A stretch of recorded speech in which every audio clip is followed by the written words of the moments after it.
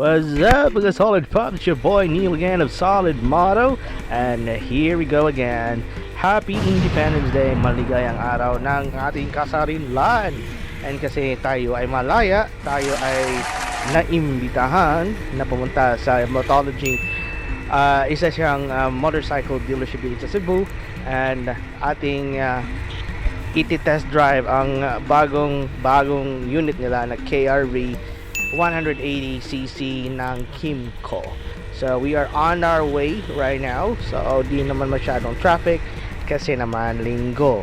And of course, shout out sa mga solid pops dyan. Don't forget to click like and subscribe kung hindi pa kayo nakapag-subscribe. And of course, ride safe palagi sa daan. Alright, a very quick trivia about KmyCo. KmyCo is not actually a new player when it comes to motorcycle. So it's actually a company that is well known in Asia and Europe, most especially in Taiwan, where it has a lot of models and units running on the streets. So hindi na siya bago sa motorcycle scene, and itong kanilang bagong offer is a really a good contender when it comes to maxi scoot category.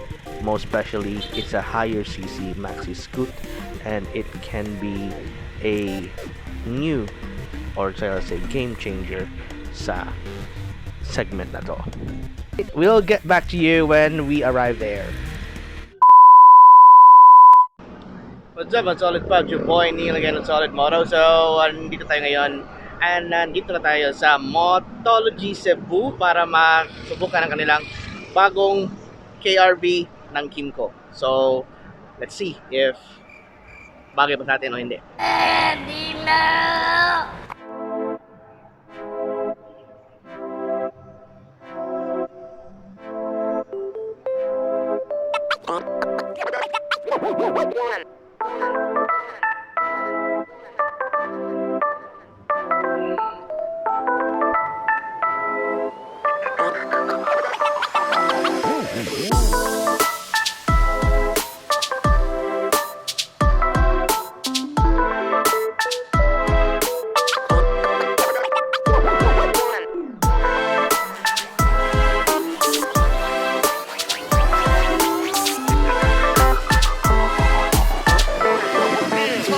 Let's go.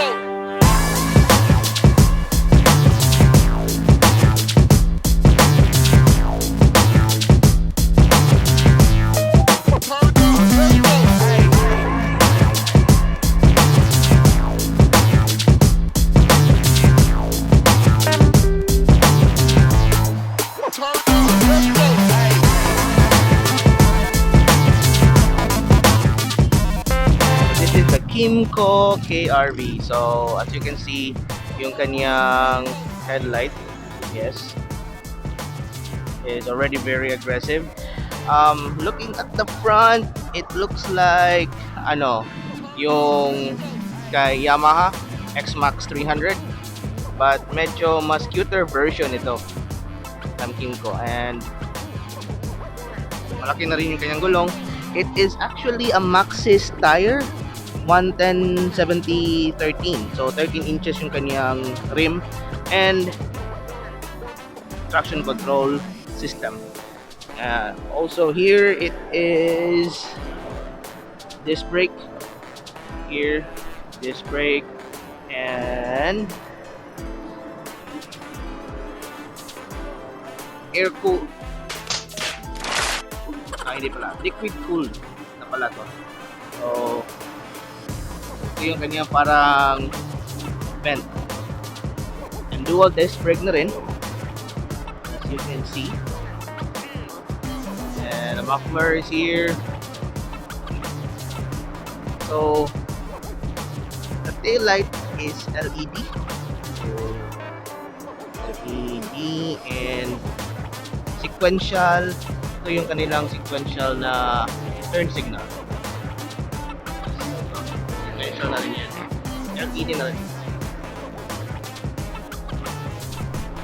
Now looking at here in the panel, so ito yung traction control system, start, keyless, and then Ito yung high and low switch, turn signals, horn, yung horn, yes. Focus ka naman, mag-focus ka sa life mo, hoy.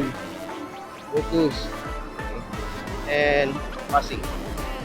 Meron na siyang passing light. So, this is the left part of the handlebar. And of course, yung iba is naked. Ito yung sinasabi ng iba na naked handlebar. And yung kanyang digital cluster, ito, dalawa.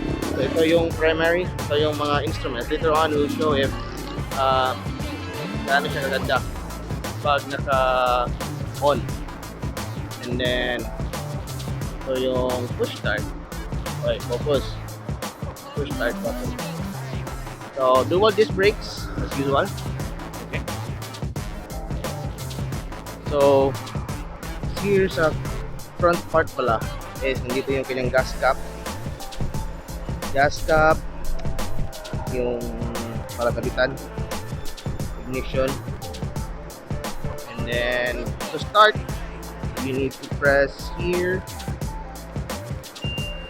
off, and then on, and then turn here. Lalabas na yung digital cluster niya and yung ito. And then to start, the usual way to start is the same like other scooters. Ganon. And then makita yung mga nakalagay sa kanyang screen, digital screen. Yes, yun. Alright, so dito rin yung kanyang adjustments at the time, tune, and here yung kanyang mode. Alright, pag off, just switch it off. And then, go back here, off.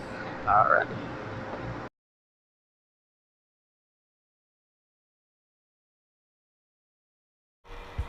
Alright, and we are now sa cockpit ng KRV 180. So, very easy to operate. And actually, matangkad na motor. Hindi pwede sa mga taong cute ang height tulad natin. So, dito yung kanyang digital clusters, I mean, yung setup settings, and of course, yung digital. And you turn it off by that, and then you turn it on by pressing that. You hear the beep, and turn it clockwise, one click. Off pala yun. Yun yung on. Like that. And then start like a scooter. Alright, so let's go. Alrighty. Check. Talagang napakatangkad na motor. Alright, here we go. Woo! Handling wise, napakaganda. Hindi siya mabigat kapag siya ay tumatakbo na. And of course, you know, medyo wide yung kanyang turning radius kasi malaki yung kanyang wheelbase. And so hihinaan mo natin yung piga. Alright, let's do the number 8 exercise, cornering. Yes, alright. It's so gaan. So, you know, English and Tagalog. So, magaan siyang dalhin pag nasa cornering, wala akong masabi. Although, talagang mabigat siya na motor, no? Kung hindi pa tumatakbo. But, while it's all moving, the motorcycle is really easy and not so difficult to handle. Kita nyo naman, pa easy lang tayo, diba? Alright, let's check one more round. Hindi naman tayo papayagang lumabas. Ewan ko kung bakit, but then sayang, mas maganda sana kung nakalabas tayo. And here, yung kanyang braking is not bad. As mentioned, meron na siyang TCS, traction control, and hindi parang matigas.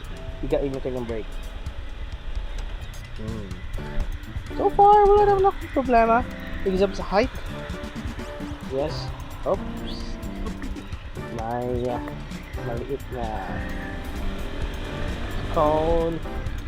Alright, so far, so good. Okay, kahit dito lang tayo sa maliit na course nila. Maraming salamat pala Motology and Kymco for the experience. Okay. Alright. See? See? Oh, di ba? Hindi tayo maka-atras ng maayos kasi napakatangkad na motor. Hindi siya pwede sa mga taong 5'2", 5'3". Siguro mga 5'6", 5'5". Yun yung mga taong pwede. Too bad. Ubusan ng gas.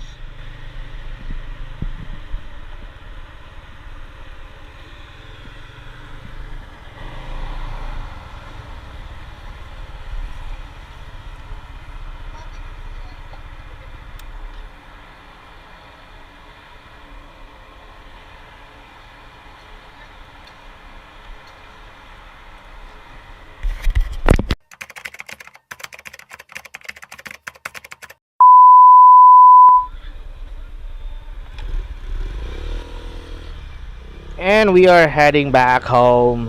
So, yan mga solid pops.